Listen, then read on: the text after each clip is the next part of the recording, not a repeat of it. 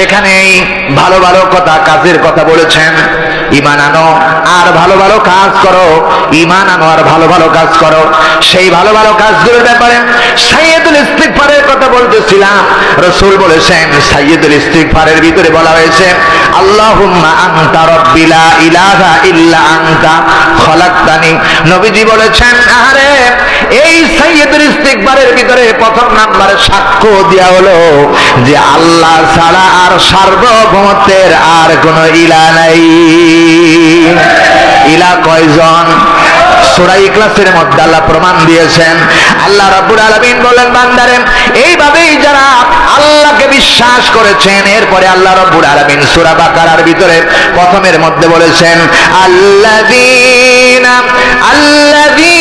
ইউমিনুনা বিল গায়বি ওয়া ইউকিমুনাস সালাতা ওয়া মিম্মা রাযাকনাহুম ইউনফিকুন।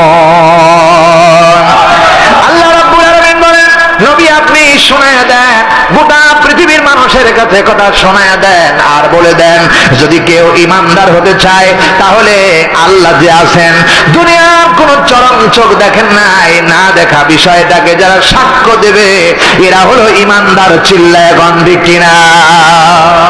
আল্লাহকে দেখেছেন? আমরা দেখতে পেরেছি?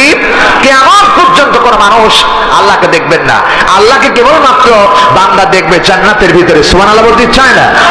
জান্নাতের ভিতরে দেখবেন, এমন ভাবে দেখবেন ৭০,০০০ বছর আল্লাহর দিকে বান্দা তাকায় থাকবে, একটা চোখের পাতা নড়বে না, আল্লাহর দিকে তাকায় বান্দা দেখতে থাকবে। সুবহানাল্লাহ।